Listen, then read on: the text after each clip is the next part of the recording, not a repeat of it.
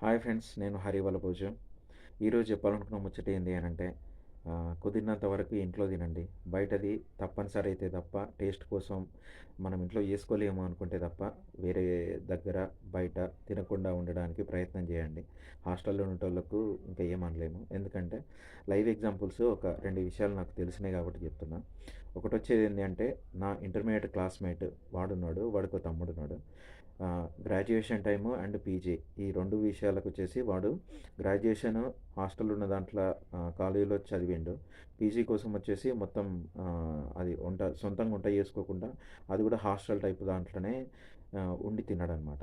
So 5 years అట్లా బయట తిన్నాడు. ఆ 5 ఇయర్స్ బయట తిన్న విషయం తప్ప వాడి ఆరోగ్యం గురించి కానీ మిగతాది ఏం జరగలేదు. సో పీజీ అయిపోయింది. మెల్లిగా జాబ్ సెర్చ్ చేస్తే జాబ్ వచ్చింది. జాబ్ వచ్చి 2 సంవత్సరాలు చేసుకున్న తర్వాత పెళ్ళయింది. పెళ్ళైన 2 సంవత్సరాలకు పిల్లలయ్యారు. సో ఓవరాల్‌గా ఒక 7 ఇయర్స్ జాబ్ లైఫ్ ఒక 7 ఇయర్స్ ఉంది. మ్యారేజ్ లైఫ్ ఒక 5 ఇయర్స్ ఉంది. So all of the sudden వచ్చేసి సమ్ హెల్త్ ఇష్యూ ఉంది అని చెప్పేసి బొంబాయిలో జాబ్ చేసేవాడు అతను. హెల్త్ ఇష్యూ ఉంది అని చెప్పేసి చెకింగ్ కోసం అని చెప్పి టెస్ట్‌ల కోసం బయటికెళ్ళడం జరిగింది.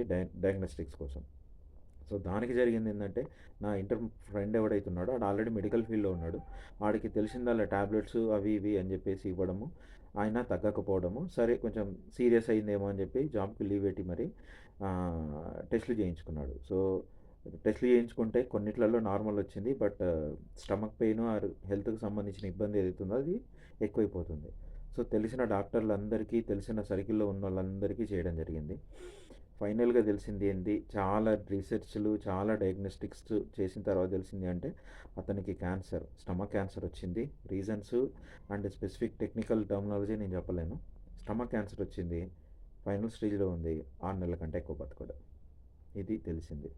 సో, ఆళ్ళు చేయాల్సిందంతా చేశారు. అమ్మ నాన్నలకి చెప్పలేదు. సో, ప్రయత్నాలు చేస్తూ చేస్తూ పోతుంటే దాని సింప్టమ్స్ ఏంది అనంటే డైజెషన్ సిస్టమ్ మొత్తం పాడైపోయింది.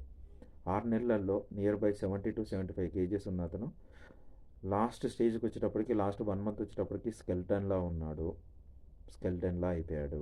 ఫోటోలు చూస్తే భయమేసేది. ఓకే. లాస్ట్‌కి వాళ్ళ అమ్మ నాన్నలకి చెప్పి లాస్ట్ 1 మంత్ కొడుకుని చూసుకుంటారు అని చెప్పేసని తీసుకురావడం, వాళ్ళతో పాటు ఉండడం జరిగింది. దానికి ట్రీట్మెంట్ పాయింట్ ఆఫ్ వ్యూలో చూసుకుంటే అది ఫైనల్ స్టేజ్ రావడం అనేది ఒకటి. దీనికి మందులు లేవు అనేది ఇంకొకటి. ఓకే. ఇది. ఇది నేను పర్సనల్ రీసెర్చ్ చేసిన దాన్ని బట్టి నా ఫ్రెండ్ చెప్పింది. ఇంకొకటి నేను ఆఫీస్‌లో పనిచేస్తుంటే ఒకతను నియర్ బై అప్పటికి 50 ఏజ్ ఉండేవాడు. అతనికి తెలిసిన సర్కిల్ నుంచి వాళ్ళ ఫ్రెండ్ కూతురో ఎవరో ఒక అమ్మాయి ఎంబీబీఎస్ చదువుతుంది.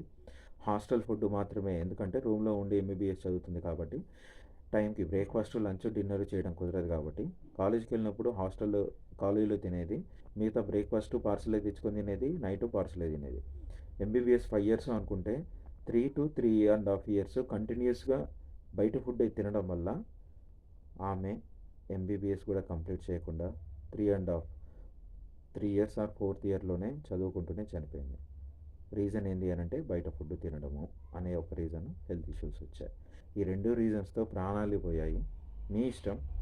మీ డబ్బులు, మీ ఆరోగ్యం, మీ ఆహ్, ఆనందం, మీ రుచులు. సో, ఈ 2 గూడా చాలా క్లియర్‌గా దగ్గరుండి విన్నా, చూసినా కాబట్టి నేను చెప్తున్నాను. మీ ఆరోగ్యం మీ చేతుల్లోనే ఉంటుంది. ఎప్పుడో ఒకసారి బయట తినండి. కానీ ఎక్కువ వరకు మాత్రం బయట తినకుండా ఉండండి. ఇది పొద్దుగాల ముచ్చట. నేను మళ్ళీ వేరే వీడియోతో వస్తాను. Hari Vallabhoju. Thank you so much.